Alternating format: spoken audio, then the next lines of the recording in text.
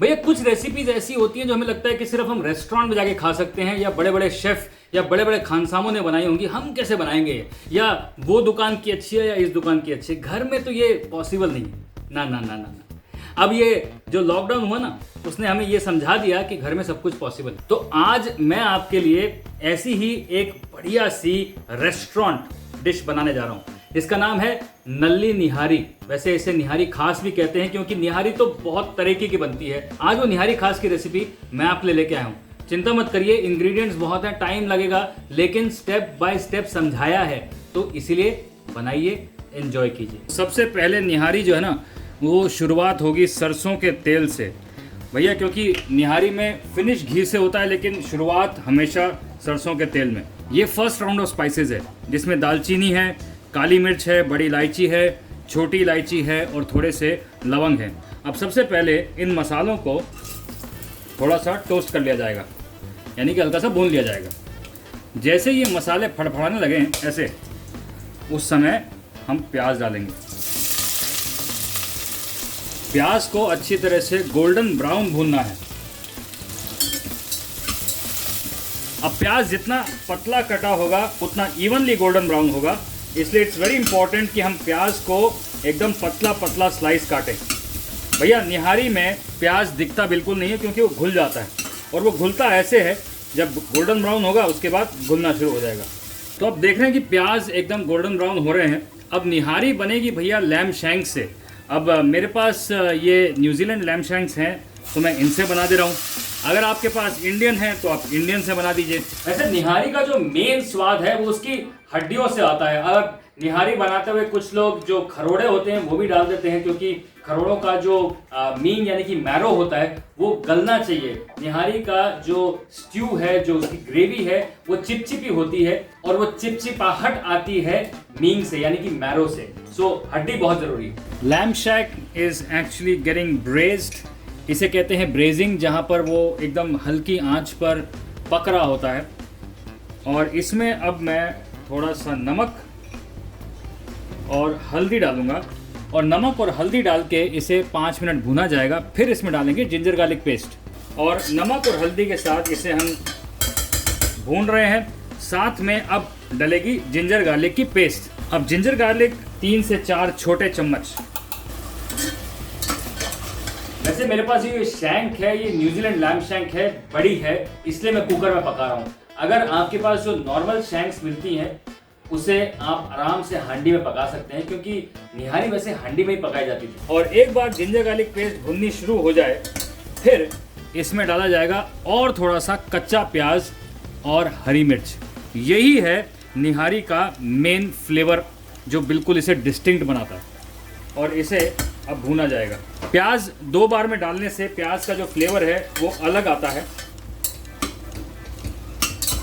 अब इसमें पड़ेगा थोड़ा सा धनिया पाउडर, और हल्का हल्का पानी डालते डालते इसे भूनते रहना है। और ये जो कच्चा प्याज हमने डाला था ये भी सॉफ्ट होना शुरू हो जाएगा। फिर उसके बाद इसमें डाला जाएगा दही। दही डालने से पहले गैस को सिमर कर लिया जाए। अब देख रहे हैं कि प्याज जो है ऑलमोस्ट ये गल गया है। नाउ हल्की आंच पे इसमें दही डाला जाए, और जैसे ही दही डाला जाएगा उसके बाद कंटिन्यूसली इसे हमें पकाना है, हिलाना है। अब आंच को तेज करके इसे हम लगातार पकाएंगे जब तक दही का जो फैट है वो डिसइंटीग्रेट नहीं होता, जिसे कहते हैं तेल ऊपर आना। अब आई जी कहानी का मेन हीरो, ये है पोटली, जिसमें जाएगा थोड़ा सा धनिए का जड़, थोड़ी सी पुदीना अलोंग विद द स्टेम्स। अब इसमें एक खास चीज़ जाती है, जो है खस की जड़ और पान की जड़। वो मेरे पास है नहीं अभी, तो हम उसके बिना काम चलाएंगे। थोड़ी सी काली मिर्च, साथ ही में जाएगा थोड़ा सा तेज पत्ता, साथ ही में डालेंगे 2-4 हरी इलायची। ये ऑब्वियसली खुशबूदार है तो इसको खुशबू देगी। साथ में जाएंगी 2 बड़ी इलायचियाँ, थोड़ा सा दगड़ फूल। ये निहारी के मसाले में भी पड़ा है, इसलिए इसे ज़्यादा नहीं डालेंगे, क्योंकि ये बहुत खुशबूदार होता है और काफ़ी अच्छा फ्लेवर देता है। थोड़ी सी सौंफ, थोड़ी सी लवंग 3 से 4, और फाइनली एक बड़ा चम्मच धनिया। ये पोटली को अच्छी तरह से बांध के बढ़िया से इसे अब डाल दिया जाएगा इस निहारी में। और इसमें अब पानी या फिर मटन स्टॉक डाल के आइडियली रात भर अंगीठी पे पकाया जाता था इसे, लेकिन अब अंगीठियाँ तो है नहीं भैया, गैस पे पक रही है। तो इसलिए मटन स्टॉक अगर आपके पास है तो नथिंग लाइक इट, अगर नहीं है तो पानी डाल के उबालिए।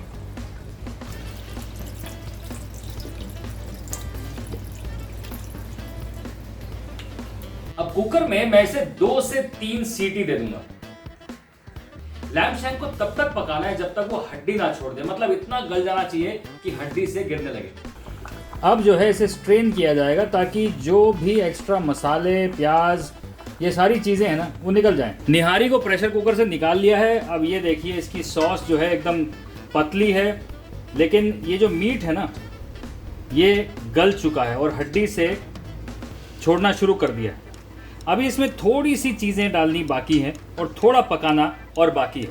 अब इसमें पड़ेगा जी निहारी का मसाला। वैसे निहारी मसाला आजकल आपको पैकेट में भी मिल जाता है, लेकिन अगर आप ख़रीदना नहीं चाहते और घर पे बनाना चाहते हैं तो आप इसे बना सकते हैं। वो सारे मसाले जो मैंने पोटली में डाले थे ना, एक्सेप्ट धनिया की जड़ एंड मिंट की जड़, उसे आप रिप्लेस करिए पान की जड़ और खस की जड़ से, और उसमें डालिए थोड़े से रोज़ पेटल, मतलब सूखे हुए गुलाब के पंखुड़ियाँ, और ये 2 छोटे चम्मच निहारी मसाला। इसके साथ में जाएगा जी सैफरन वाटर, यानी कि ज़ाफ़रान का पानी। साथ ही में मेरे पास है ये इत्र, मीठा इत्र। अगर आपके पास मीठा इत्र नहीं है, केवड़ा है, तो भी चलेगा।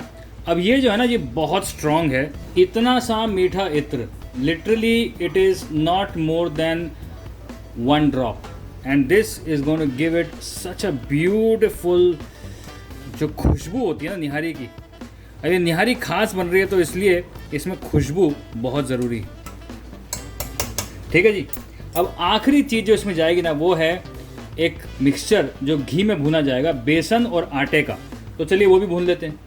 अब यह जी 2 बड़े चम्मच घी में हम 1 बड़ा चम्मच आटा और 1 बड़ा चम्मच बेसन इसे भूनेंगे। ये जो भुना हुआ टेस्ट है ये आखिरी में जब जाता है तो ये निहारी को थिक भी करता है और उसको ये फ्लेवर भी देता है। ये दोनों चीज़ों को अच्छे से पका लिया जाएगा, भून लिया जाएगा और फिर इसे निहारी में डाल दिया जाएगा।